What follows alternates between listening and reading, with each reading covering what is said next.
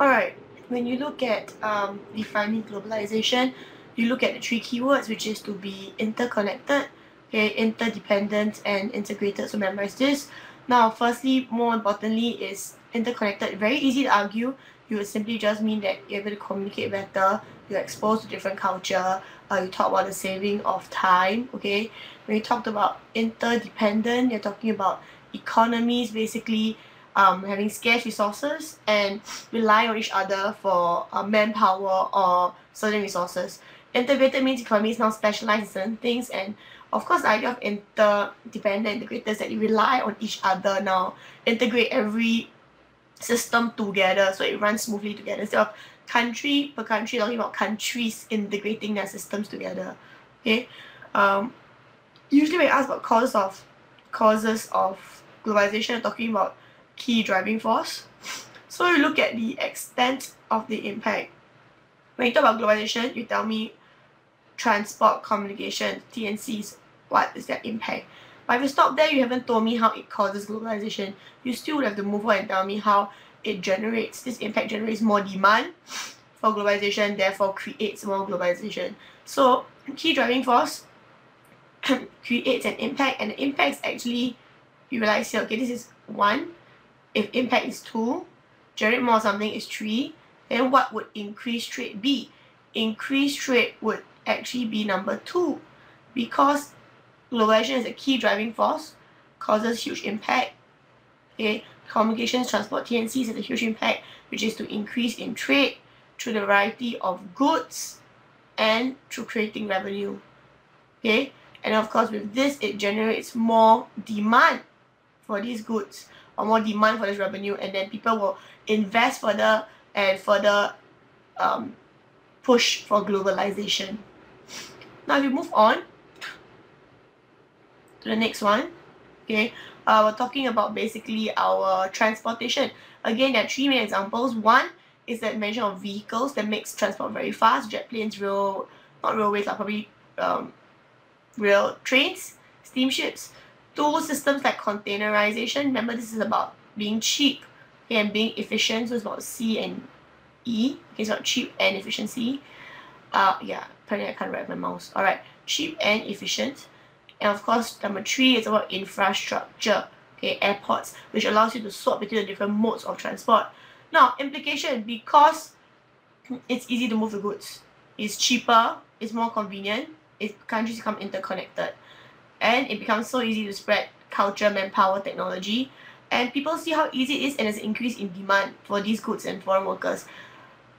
Sorry, not foreign workers, skilled workers, okay, for these foreign goods and skilled workers. And then what it does is that it creates jobs. Countries can now specialize in certain things that they previously couldn't, okay, and they could now export in certain markets. I left out exporting. This causes economies to become more independent, more integrated with each other, and they'll push for more globalization because of the revenue, or the fact that the revenue depends on these exports or these systems. So I repeat again, always the same thing. Because of this, it's easier. Since it's easier, it's more convenient, there's more spread of goods, culture, manpower, technology. People earn more revenue, their economies now rely on each other.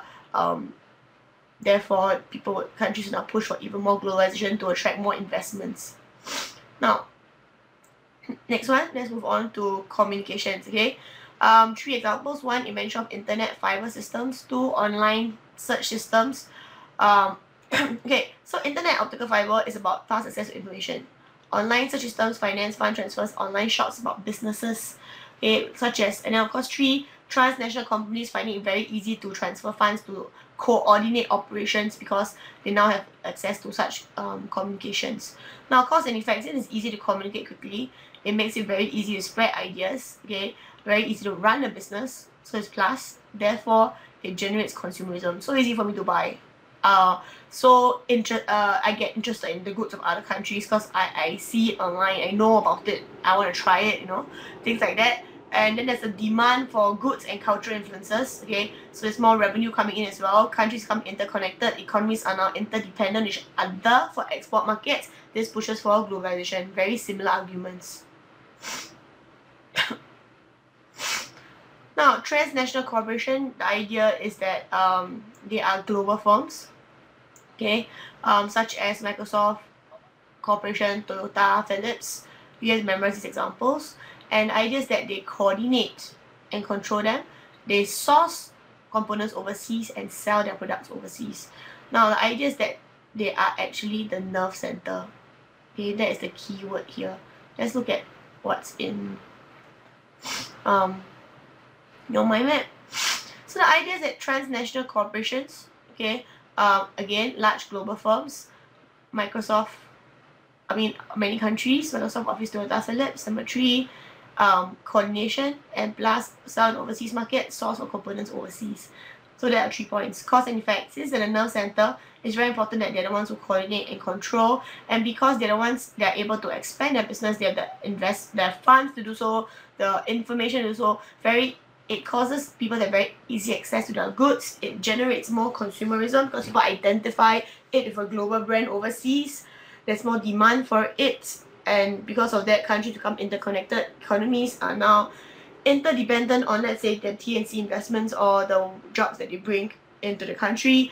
Of course, they push for even more globalization to further develop their economy. Final one, cause and effect. Okay, so for me, I always argue that it's usually about transport is easier because transport was the basic component. It's the first to come about, and of course there was first transport before communication systems were set up, and it's easier to transport the power, the skilled technology, the people who know how to use it, and the technology, the machinery overseas to set up the communication systems, rather than to, let's say, set up the internet and then the other party doesn't have access to it. There's no way to actually communicate. You could try sending information over online, typing, video conferencing, but it's still a lot easier to send the people with the skilled knowledge over, a lot easier to send the actual machine over so people can actually break it down and learn how it works. So transport is the basic component, whereas communications just serve to enhance, okay, or to add on. So another example that you put in together, so it's cause and effect. First, because there was first transport before you can easily set up communication systems, and then secondly also because transport can affect people, goods, money. Okay, you can bring suitcases of money and transfer over, but communication only affects information and finance. So let's say if you were to order an iPhone online, you wouldn't get it without transport, you know. So we still say transport is the main component and has a bigger impact. Okay, there's gonna be a part 2, 3, 4, 5, so I have no choice. I'm gonna upload this in bits.